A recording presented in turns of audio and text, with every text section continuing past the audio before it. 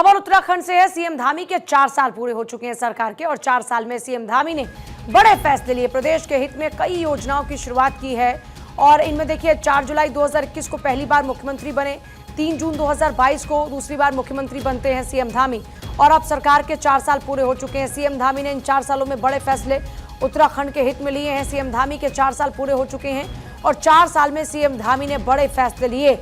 जिन बड़े फैसलों का हम जिक्र कर रहे हैं उसमें सबसे पहले आपको याद होगा कि किस तरीके से यूसीसी को लागू करने वाला पहला राज्य बन जाता है आज़ादी के बाद उत्तराखंड। इसके अलावा भी जनता के हित में कई और बड़े फैसले लिए गए, तो प्रदेश के हित में कई योजनाओं की शुरुआत भी की गई। सीएम के रूप में 4 साल पूरे कर चुके हैं सीएम धामी और बीजेपी के सबसे लंबे कार्यकाल वाले सीएम बने हैं। एनडी तिवारी के बाद सीएम धामी ने हासिल की है ये उपलब्धि। आपको याद होगा कि उत्तराखंड में खासतौर पर एक चलन रहा कि मुख्यमंत्री आमतौर पर अपना कार्यकाल पूरा नहीं कर पाए और ऐसे में एक और अचीवमेंट है सीएम धामी के लिए कि सीएम धामी के 4 साल पूरे हुए हैं और एनडी तिवारी के बाद सीएम धामी ने यह उपलब्धि हासिल की है कि वो सबसे लंबे कार्यकाल तक सीएम बने रहने वाले चेहरा हैं, वो नाम है। तो जनता के हितों में बड़े फैसलों में यूसीसी का नाम सबसे पहले आता है। यूसीसी लागू किया, नकल विरोधी बिल लागू किया, धर्मांतरण रोकथाम कानून, दंगाइयों से वसूली के लिए कानून, गैंग्स एक्ट को बनाया, राज्य आंदोलनकारियों और महिलाओं को आरक्षण दिया। तो ये वो बड़े फैसले हैं पुष्कर सिंह धामी की सरकार में जो जनता के हित में उठाए गए, जनता के हित में लिए गए फैसले हैं। और हमारे साथ में हरीश थपलिया जुड़ गए। हरीश, सबसे पहले तो बड़ी अचीवमेंट ये है कि 4 साल सीएम धामी ने पूरे कर लिए और उसके बाद आज इस मौके पर क्या कुछ कार्यक्रम नजर आ रहे हैं प्रदेश भर में? तो मुख्यमंत्री पुष्कर सिंह धामी को उत्तराखंड के मुख्यमंत्री के तौर पर 4 साल पूरे मुख्यमंत्री पुष्कर सिंह धामी ने कर लिए हैं और धामी को साल 2021 में पहली बार उत्तराखंड का मुख्यमंत्री बनाया गया था। तब इन्हें इस बात का अंदाजा नहीं था कि उनके जैसे साधारण कार्यकर्ताओं को इतनी बड़ी जिम्मेदारी मिलेगी, क्योंकि उत्तराखंड के 25 साल के इतिहास में पुष्कर सिंह धामी दूसरे ऐसे मुख्यमंत्री हैं जिन्होंने 4 साल तक का पद संभाला है। इससे पहले नारायण दत्त तिवारी 4 साल तक सीएम थे। इस मौके पर सीएम धामी ने जनता को धन्यवाद कहा, बाकायदा सोशल मीडिया में उत्तराखंड की जनता का आभार जताया और अपने कार्यकाल की उपलब्धि भी गिनाई। मुख्यमंत्री पुष्कर सिंह धामी ने कहा कि 4 सालों में समान नागरिक संहिता, सख्त नकल विरोधी कानून, सख्त धर्मांतरण कानून, दंगा विरोधी कानून, सुशासन के संकल्प को उत्तराखंड पूरा कर रहा है।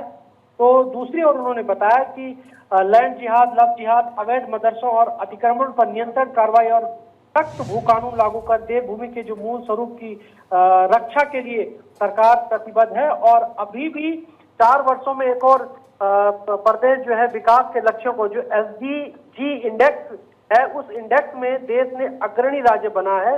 दूसरी ओर कनेक्टिविटी को सुदृढ़ करने के लिए इकोलॉजी, इकोनॉमी और टेक्नोलॉजी के बेहतर कोऑर्डिनेशन से रोड और रेल को जो है के क्षेत्र में नया कीर्तिमान स्थापित किया है। सीएम हेल्पलाइन 1905, विजिलेंस ऐप, तमाम ऐसी उपलब्धियां मुख्यमंत्री पुष्कर सिंह धामी ने गिनाई है और उन्होंने कहा है कि प्रदेश की जनता के लिए, प्रदेश के लोगों के लिए, अंतिम छोर में बैठा जो व्यक्ति है उस व्यक्ति के लिए हमारी सरकार प्रतिबद्ध है और संकल्पबद्ध है। यही नहीं, उत्तराखंड का जो जीवन स्तर है, गरीब लोगों का जो जीवन स्तर है, उसमें कैसे बढ़ोतरी हो, उसमें सुधार कैसे आए, इसके लिए सरकार लगातार तत्पर है। और उत्तराखंड में जो भारतीय जनता पार्टी के जो संगठन के लोग हैं वो मुख्यमंत्री पुष्कर सिंह धामी की इस उपलब्धि से जगह जगह कार्यक्रम आज आयोजित कर रहे हैं।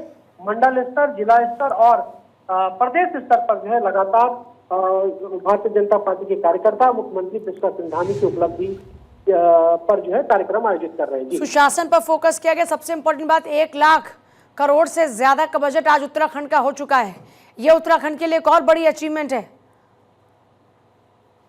बिल्कुल बिल्कुल, देखिए उत्तराखंड का बजट जिस तरीके से पिछली सरकारों में ये बात उठती रही है कि ग्राउंड पर जो ग्राउंडिंग है वो नहीं दिख रही है, लेकिन पिछले 4 सालों में हमने देखा कि अधिकारियों को सख्त निर्देश थे कि जो काम है, जो आउटपुट है वो दिखना चाहिए। यही वजह रही कि मुख्यमंत्री पुष्कर सिंह धामी आज अपनी उपलब्धियां गिना रहे हैं।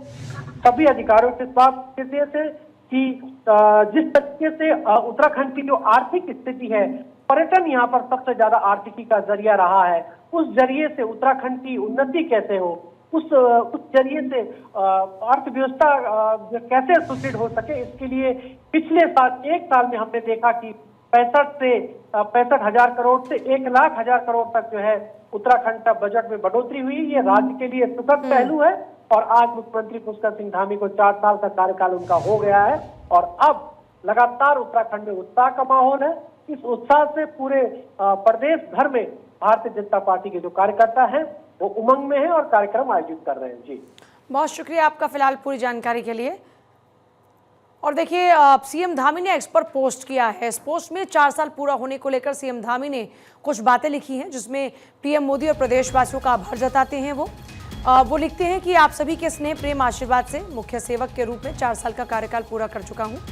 प्रधानमंत्री मोदी का जिक्र करते हैं और लिखते हैं कि उनकी प्रेरणा और मार्गदर्शन से 4 साल देवभूमि उत्तराखंड को देश के श्रेष्ठ राज्यों में शामिल करने के हमारे प्रयासों को समर्पित रहे। इन 4 सालों में हर मोर्चे पर आपसे मिला अपार समर्थन मेरे लिए न केवल हर्ष का विषय रहा, बल्कि एक जिम्मेदारी का एहसास भी था, जो दिन रात देवतुल्य जनता की आशाओं आकांक्षाओं की पूर्ति हेतु पूर्ण समर्पण के साथ कार्य करने के लिए प्रेरित करता रहा।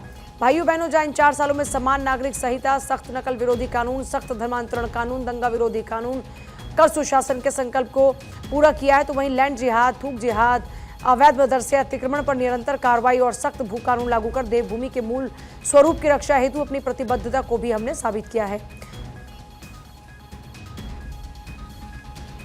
और आगे बढ़ते हुए बात होगी गौरीकुंड के पास हुए लैंडस्लाइड की। केदारनाथ यात्रा को अस्थायी तौर पर रोकना पड़ा। गौरीकुंड के पास पैदल मार्ग पर मलबा आया। गौरीकुंड से 1 किलोमीटर आगे रास्ता पूरी तरह से बंद हो चुका है। तीर्थ यात्रियों को सोनप्रयाग में ही रोका गया। केदारनाथ यात्रा को अस्थायी तौर पर रोका गया है। गौरीकुंड के पास पैदल मार्ग में मलबा आया, जिस कारण से जो यात्रा थी उसको अस्थायी तौर पर रोका गया है। और जो लोग वहां पर फंसे हैं, दरअसल उनके लिए इंतजाम भी किए जा रहे हैं, क्योंकि अभी यात्रा को अस्थायी तौर पर रोक दिया गया है। प्रशासन का एक ये भी लोगों से गुजारिश है, अपील है कि जो भी लोग 4 धाम की यात्रा पर आए हैं, वो जो भी नोटिफिकेशंस जारी हो रहे हैं या फिर जो भी गाइडलाइंस दी जा रही है प्रशासन की ओर से, उनका पालन ज़रूर करें, क्योंकि आम आदमी की सुरक्षा का ख्याल रखने के लिए उनकी भी कुछ जिम्मेदारी बन जाती है नैतिक तौर पर कि वो भी जो गाइडलाइंस जारी की जा रही है उनका पालन करें, ताकि उनको बचाया जा सके या फिर किसी मुश्किल में वो ना फंसे। तो ये सुनिश्चित करने के लिए गाइडलाइंस लगातार जारी की जा रही हैं। इस बीच तीर्थयात्रियों को सोनप्रयाग में रोका गया है उनकी सुरक्षा के खातिर, क्योंकि मलबा गिर गया है रास्ते में। और वहीं देखिए, उत्तराखंड में त्रिस्तरीय पंचायत चुनाव को लेकर नामांकन की प्रक्रिया जारी है। पौड़ी में जिला पंचायत की 38 सीटों के साथ ही क्षेत्र पंचायत की 370, ग्राम प्रधान की 1166 सीटों पर नामांकन के लिए सभी ब्लॉक मुख्यालय में प्रक्रिया चल रही है। पौड़ी में नामांकन पत्रों की बिक्री के साथ ही नामांकन की प्रक्रिया जारी है और नामांकन के लिए आयोग ने 5 जुलाई तक की तारीख तय की है। तो देखिए, पंचायत चुनाव को लेकर इस वक्त तैयारियां जोरों पर चल रही हैं और सबसे खास बात यह कि नामांकन की प्रक्रिया चल रही है और उत्तराखंड में होने वाले पंचायत चुनाव को लेकर सभी जो प्रत्याशी हैं वो अपनी अपनी ओर से तैयारी किए बैठे हैं। और ऐसे में जो भी अपना नामांकन दाखिल करना चाहते हैं वो इस वक्त दफ्तरों में पहुंच रहे हैं और उनकी ओर से जो अपने फॉर्म्स हैं वो लिए जा रहे हैं। तो उत्तराखंड त्रिस्तरीय पंचायत चुनाव, अभी एक बार अधिकारियों का क्या कुछ कहना है वो आपको सुनवा देते हैं। रैंडमाइजेशन 30 जून को किया जा चुका था, जिसमें कि हमारे पीठासीन अधिकारी और जो प्रिसाइडिंग जो हमारे PO1 होते हैं, इन दोनों की आज ट्रेनिंग रखी गई और ये 8 चरणों में की जाएगी। तो 4 दिन तक चलती रहेगी, आज से लेकर अगले 3 दिन और चलेंगी और 2 बैचेस में ट्रेनिंग की जा रही है। तो आज फर्स्ट बैच कंप्लीट हो गया है। तो उसमें हमारे मास्टर ट्रेनर द्वारा जो उनकी पीठासीन डायरी है, जो सभी प्रपत्र भरने होते हैं उनके बारे में विस्तृत जानकारी दी, कैसे मतपेटी खोलते हैं, बंद करते हैं, इसके बारे में भी पूरा उनको डेमोन्स्ट्रेशन किया गया। और ये भी सुनिश्चित किया गया कि वो पूरी की पूरी जो मतदान प्रक्रिया है वो उनके हाथों में ही होगी, वही मैन ऑन द ग्राउंड हमारे वही होंगे। तो इसलिए उसको निष्पक्ष और ट्रांसपेरेंसी के साथ कराया जाना पूरा उनकी जिम्मेदारी होगी। तो आज का ये ट्रेनिंग सेशन समाप्त हो चुका है, अगले 3 दिन और चलेगी। जिले में पंचायत चुनाव की प्रक्रिया शुरू हो चुकी है। चुनाव प्रक्रिया में नामांकन की प्रक्रिया का आगाज हो चुका है और ये कोटद्वार में देर रात स्टेशन रोड के पास आधा दर्जन खोखे जलकर खाक हो गए। इस खबर का रुख कर लेते हैं, जहां आग की सूचना के बाद मौके पर फायर ब्रिगेड की टीम पहुंचती है और आग को बुझाने का काम शुरू होता है। गनीमत रही कि इस हादसे में किसी की जनहानि नहीं हुई। हालांकि अब तक आग लगने की वजहों का पता नहीं चल पाया है। लेकिन ये कोटद्वार स्टेशन के पास की तस्वीरों को इस वक्त आप देख रहे हैं, जहां पर दुकानों में आग लग गई है और लगभग जो आधा दर्जन खोखे थे वो जलकर खाक हो चुके हैं। क्या कारण रहे, किन कारणों से आग लगी, इस बारे में ज़्यादा जानकारी नहीं, लेकिन कोटद्वार में देरात स्टेशन रोड के पास आधा दर्जन खोखे जलकर खाक जरूर हो गए और आग की सूचना के बाद मौके पर फायर ब्रिगेड की टीम पहुंचती है, जो आग बुझाने में जुटी हुई नजर आती है।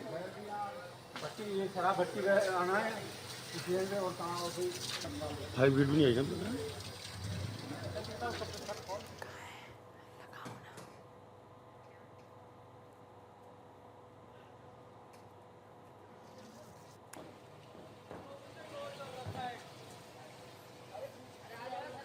तो देखिए तस्वीरें आपको कोटद्वार की दिखा रहे हैं। कोटद्वार में आप देखेंगे जो यहाँ पर खोखे थे कोटद्वार स्टेशन के पास, उन खोखों में आग लग जाती है और देखिए वक्त रहते क्या है कि आग पर काबू पा लिया गया, वरना ये आग और ज्यादा विकराल रूप धारण कर सकती थी। और उत्तराखंड में चुनाव को लेकर प्रशासन इस वक्त मुस्तैद है। इसी सिलसिले में काशीपुर थाने में एसएसपी मणिकांत मिश्रा ने बैठक भी की और अधिकारियों को सख्त निर्देश भी दिए हैं। तो ये तस्वीरें इस वक्त आप देख रहे हैं एसएसपी मणिकांत मिश्रा की, जिन्होंने अधिकारियों को निर्देश दिए हैं। उत्तराखंड में चुनाव को लेकर प्रशासन मुस्तैद है पूरी तरीके से। इसी सिलसिले में काशीपुर थाने में एसएसपी मणिकांत मिश्रा ने बैठक की है और अधिकारियों को सख्त निर्देश भी दिए हैं। होता क्या आमतौर पर पंचायत चुनाव में खास तौर पर गोलियां चल जाना, आपस में ही टसलबाजी हो जाना, ये बहुत ही आम होता है। ऐसे में प्रशासनिक स्तर पर अधिकारियों की जिम्मेदारी बहुत ज़्यादा बढ़ जाती है। पंचायत चुनाव में वे किसी भी तरीके से कोई भी आपराधिक गतिविधि में संलिप्त ना हो या फिर कोई भी आपराधिक घटना को अंजाम ना दिया जाए, ये सुनिश्चित कराना आमतौर पर प्रशासन की जिम्मेदारी रहती है। और ऐसे में मणिकांत मिश्रा, काशीपुर थाने में एसएसपी मणिकांत मिश्रा की मौजूदगी होती है और यहाँ वो बैठक भी करते हैं, अधिकारियों को सख्त निर्देश भी देते हैं।